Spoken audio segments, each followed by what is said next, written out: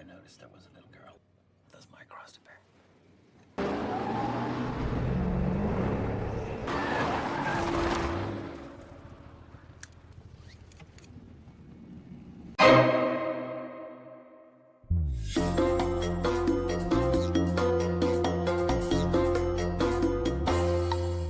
Halo Lur, selamat datang di channel Ngintip Alur.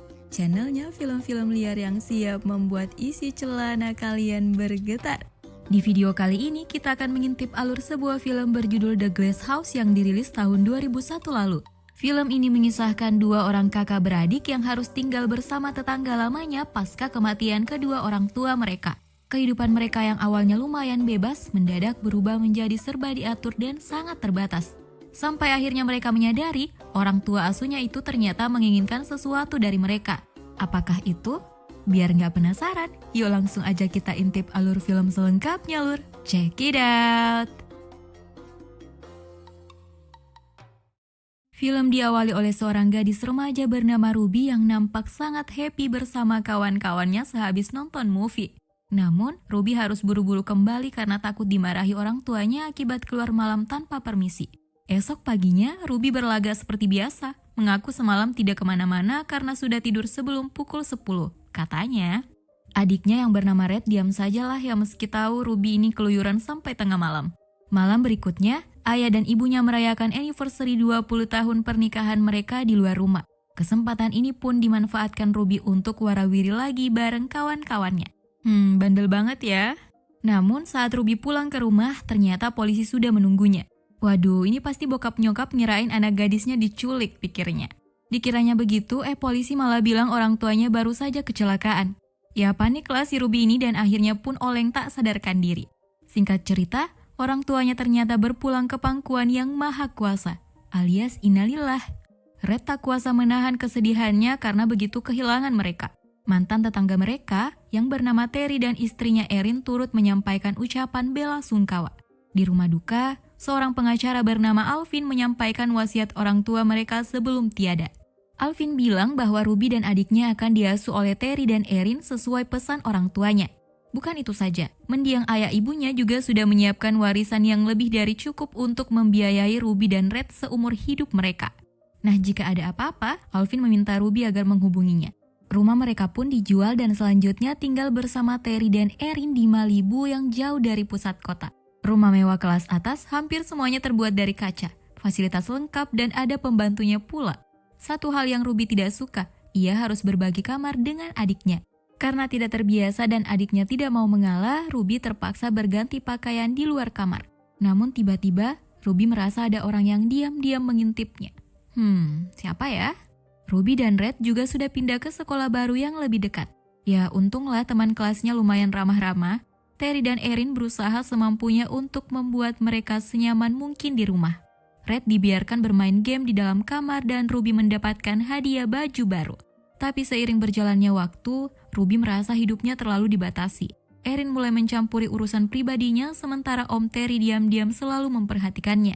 Seolah-olah Ruby gak punya ruang privat gitu, berbeda dengan di rumahnya yang dulu. Di suatu malam, Ruby tidak sengaja mendengar Terry dan Erin bertengkar. Ruby sendiri tidak begitu mengerti apa yang pasutri ini perdebatkan. Untuk menghilangkan kebosanan, Terry mengajak Ruby makan di sebuah restoran. Keduanya mengobrol ringan tentang masa kecil Ruby ketika mereka dulu masih bertetanggaan. Terry juga beralasan bahwa pertengkaran semalam hanyalah masalah biasa dan tidak ada hubungannya dengan Ruby dan adiknya. Saat perjalanan pulang, Terry memacu mobilnya dengan sangat-sangat kencang. Sampai-sampai Ruby ketakutan. Tiba-tiba Terry menepikan mobilnya dan hendak merangkul Ruby. Waduh, mau ngapain nih om-om genit? Tapi ternyata Terry cuma memasangkan Ruby sabuk pengaman yang belum ia kenakan. Gestur Terry yang terlalu berlebihan itu dan membuatnya sangat risih. Ruby curiga Terry punya maksud yang aneh-aneh kepada dirinya. Di rumah, Ruby tak sengaja melihat Erin yang lagi teler dengan jarum suntik di tangannya. Hari berikutnya, Ruby menemui Alvin si pengacara dan mengungkapkan keluh kesahnya selama tinggal bersama Terry dan Erin. Menurut Ruby, mereka adalah orang-orang yang kurang baik. Alvin pun membantunya untuk meninjau ulang kelayakan hak asuh mereka.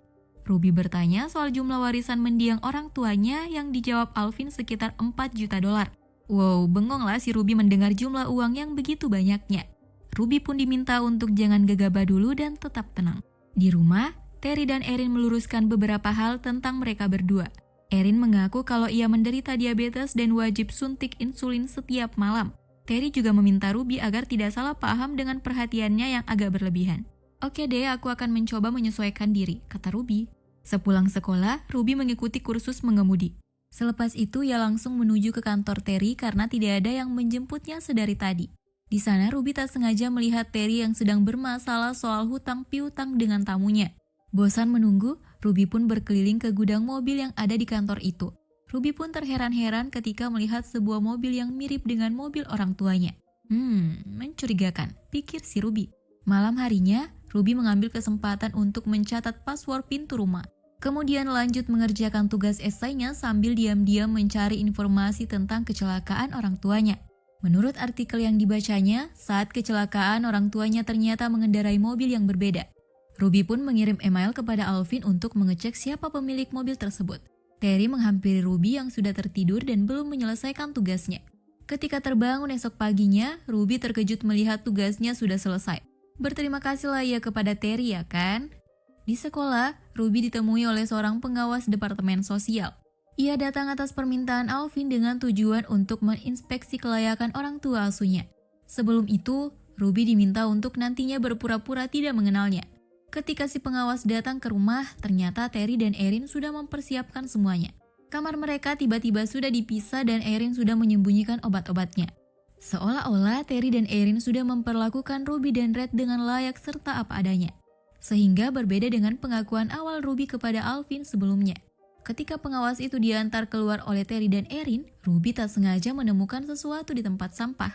Sebuah surat pengembalian uang pendaftaran dari sekolah swasta ternama. Seharusnya Ruby dan adiknya bersekolah di sana. Namun Terry membatalkannya dan mengantongi uang pendaftarannya. Ruby juga melihat surat dari pamannya yang tidak pernah disampaikan Terry kepadanya. Di sekolah, Ruby mendapat kabar dari Alvin bahwa mobil yang dipakai orang tuanya saat kecelakaan terdaftar atas nama perusahaan Terry. Mengetahui hal itu, Ruby menyadari Terry terlibat atas kematian orang tuanya. Ruby dipanggil oleh pihak sekolah karena kedapatan menjiplak karya tulis dalam tugasnya. Ya, Ruby jelas tidak tahu apa-apa karena Terry lah yang mengerjakannya. Ruby pun dikeluarkan dari sekolah. Malam harinya, Ruby diam-diam mencuri kunci mobil Terry dan membangunkan adiknya untuk kabur dari sana. Ruby yang belum lancar mengendarai mobil, menabrak gerbang dan hampir kecelakaan beberapa kali di jalan raya. Pelariannya pun harus terhenti karena bencana tanah longsor yang mengakibatkan kemacetan.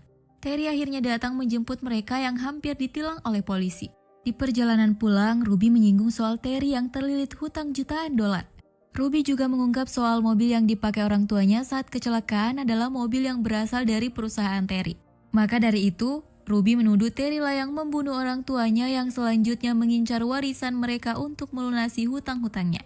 Meski begitu, Terry menyangkal bahwa kematian orang tua Ruby bukan kesalahannya. Kecelakaan itu terjadi karena kesalahan mereka sendiri yang teler saat mengemudi. Itu faktanya, tegas Terry. Sesampainya di rumah, Ruby berontak dan akhirnya harus disuntik obat penenang oleh Erin. Terry mendatangi departemen perwalian untuk mencairkan setengah uang warisan Ruby dan Red dengan alasan akan digunakan untuk kepentingan mereka. Akan tetapi permintaannya ditolak karena Terry ketahuan sudah menggelapkan uang pendaftaran sekolah mereka.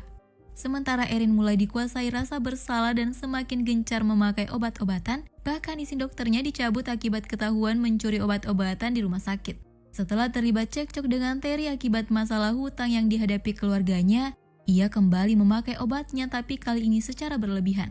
Esok paginya, Ruby terbangun dan terkejut melihat Erin di sampingnya dalam kondisi pucat. Terry yang baru pulang juga sangat syok melihat istrinya dalam keadaan sudah tidak bernyawa. Terry lalu menangkap Ruby dan Red kemudian mengurung mereka di ruang bawah tanah. Setelah itu, Terry berniat menjebak Ruby dan Red agar mereka celaka. Terry merusak rem mobilnya lalu berpura-pura tertidur agar mereka terpancing untuk mencuri mobil itu. Red keluar lewat ventilasi dan terpancinglah dia oleh perangkap Terry. Namun sesaat kemudian, Alvin datang ke rumah itu untuk mencari Ruby dan adiknya. Belum selesai urusan Terry dengan Alvin, penagih hutangnya juga datang mencarinya. Alvin yang tidak mau ikut campur, hendak buru-buru pergi. Tapi naas, nyawa malah melayang di tangan si penagih hutang itu. Terry lalu diikat dan dibawa paksa menggunakan mobil yang sudah ia rusak remnya sendiri. Sampai akhirnya mobil mengalami remblong dan menabrak pembatas sisi jalan. Mampus deh, senjata makan tuan. Sementara itu, Ruby dan Red terlihat berjalan kaki dan lalu diberi tumpangan oleh seorang polisi. Saat melewati lokasi kecelakaan, polisi itu turun dan memeriksa mobil Terry. Ternyata Terry selamat dan seketika melumpuhkan si polisi dari belakang. Dalam kondisi terluka parah, Terry perlahan menghampiri Ruby dan Red yang dilihatnya dalam mobil polisi. Ruby segera pindah ke kursi kemudi dan gaspol menabrak Terry hingga innalillahi. Akhir film memperlihatkan Ruby dan Red mengunjungi makam orang tuanya.